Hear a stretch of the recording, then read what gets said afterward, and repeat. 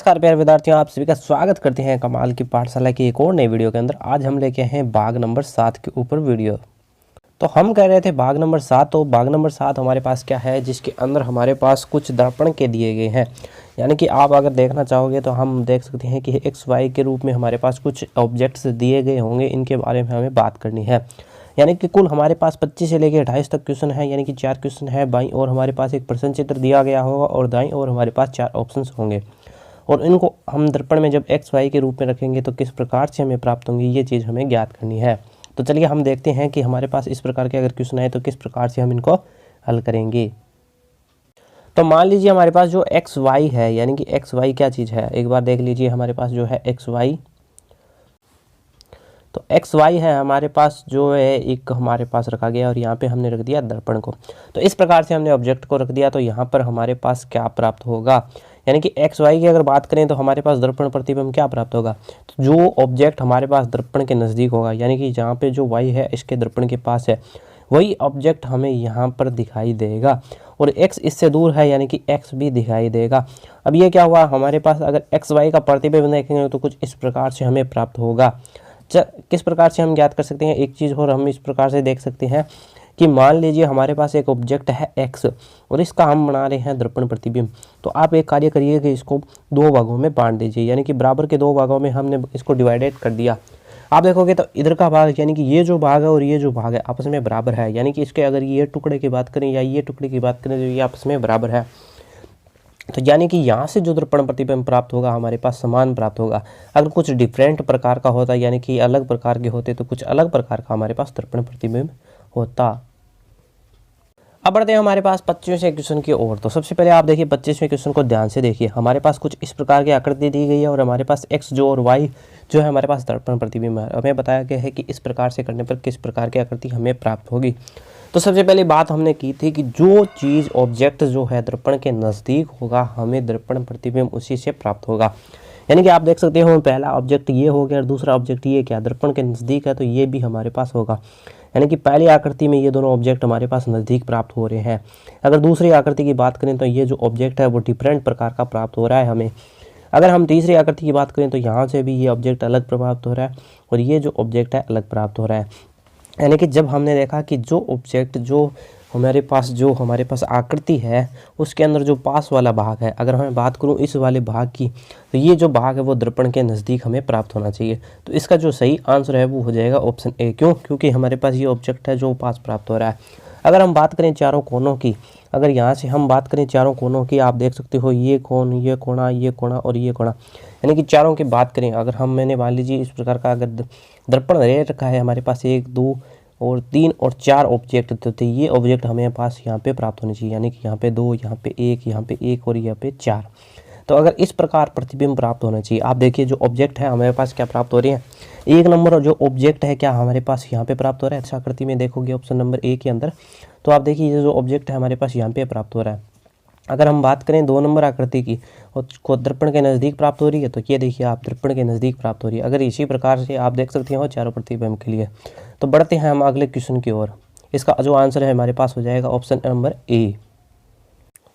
तो अब आप देखिए ऑप्शन नंबर 26वें क्वेश्चन के बारे में अगर हम बात करें 26वें नंबर क्वेश्चन की, तो इस प्रकार का हमारे पास एक क्वेश्चन है 26वां क्वेश्चन, जिसके अंदर हमारे पास माइनस, भाग, क्रॉस और प्लस, यानी कि ये चिन्ह दिए गए हैं। तो पहले अगर इनकी बात करें हम, अगर हम माइनस के चिन्ह को अगर दर्पण के अंदर देखते हैं तो माइनस ही प्राप्त होता है। क्यों? क्योंकि अगर इसको हम अगर मान लीजिए मैं इसको मानता हूँ अगर बीच से, तो ये जो दोनों ऑब्जेक्ट है वो समान प्राप्त होते हैं। यानी कि माइनस के चिन्ह को अगर देखेंगे तो माइनस का चिन्ह ही प्राप्त। इसी प्रकार अगर भाग के चिन्ह को हम देखेंगे तो भाग का ही चिन्ह प्राप्त होगा।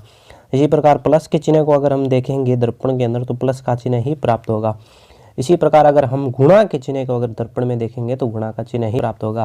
तो इस प्रकार से हम प्रत्येक ऑब्जेक्ट को देखने पर हमारे पास दर्पण प्रतिबिंब समान प्राप्त होता है।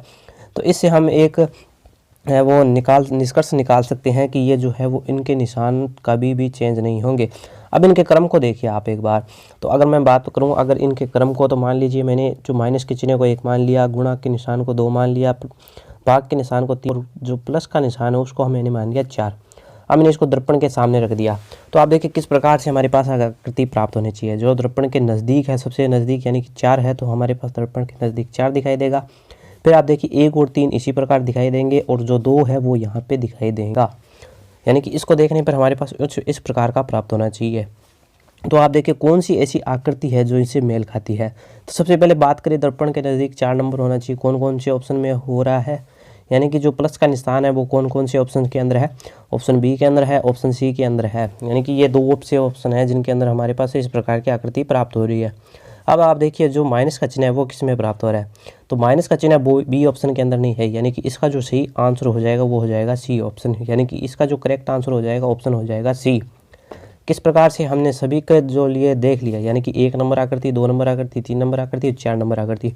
आप देखोगे तो चारों आकृतियां इसी प्रकार इसमें विद्यमान है, यानी कि इसका जो सही आंसर है वो हो जाएगा ऑप्शन नंबर सी। विद्यार्थियों अब हम करेंगे क्वेश्चन नंबर 27 के अंदर आप देखोगे एक्स वाई के रूप में हमारे पास एक आकृति दी गई है और इसके बारे में हमें निकालना है। तो किस प्रकार से हम निकालेंगे, तो सबसे पहले हम प्रत्येक जो 4 ऑब्जेक्ट है हमारे पास उन चारों को लेके हम देखेंगे कि दर्पण अगर प्रतिबिंब बनाते हैं तो किस प्रकार से प्राप्त होते हैं। तो सबसे पहले अगर हम x के लिए अगर बात करें, x के अगर दर्पण प्रतिबिंब बनाएंगे तो आप देखोगे इसको हम डिवाइडेड करेंगे तो x ही प्राप्त होगा, यानी कि सबसे पहले हमने बात की x के लिए, तो x का दर्पण प्रतिबिंब बनाने पर हमारे पास x ही प्राप्त होगा।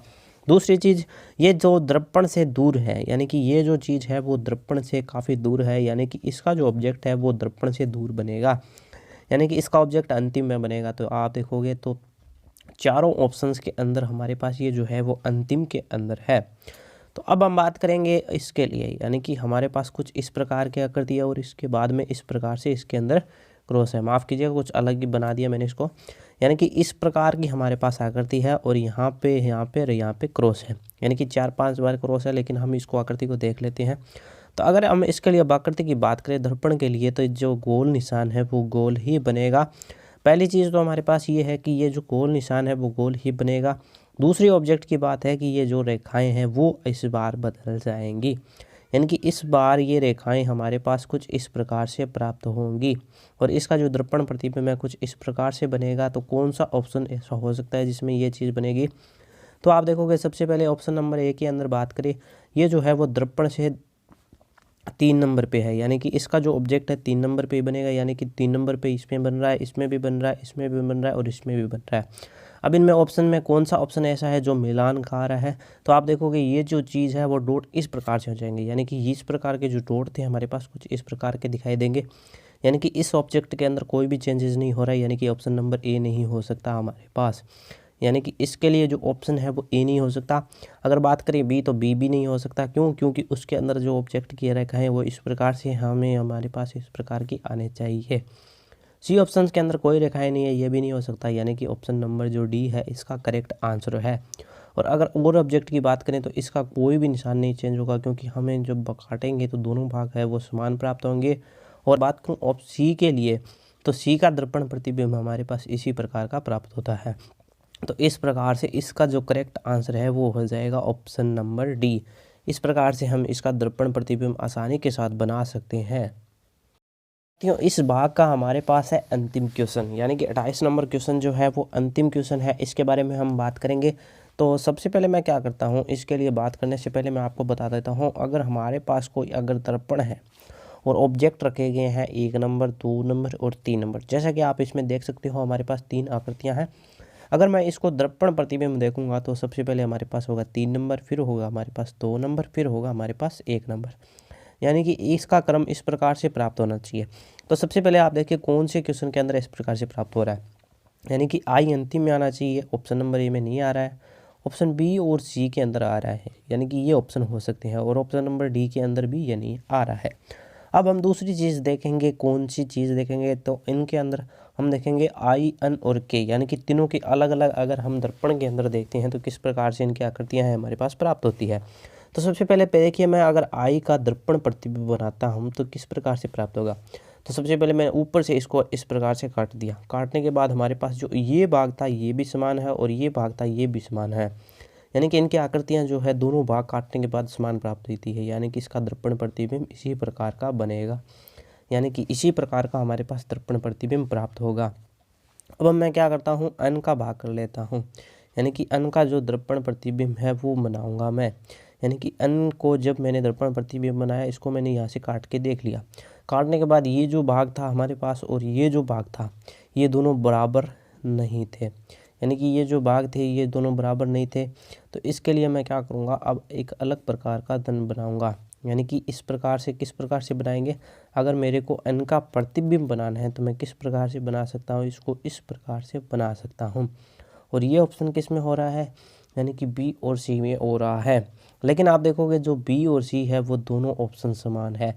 यानी कि इसके लिए ये जो है वो दोनों ऑप्शन समान है। यानी कि ये जो उत्तर है इसका बी भी है और सी भी है, यानी कि दोनों ऑप्शन है। ये गलती से जो मिस प्रिंटिंग हो चुका है इसके लिए हम माफ़ी चाहेंगे। यानी कि इसके लिए जो ऑप्शन नंबर है वो ये ए बी और सी दोनों समान है, यानी कि बी और सी इसका जो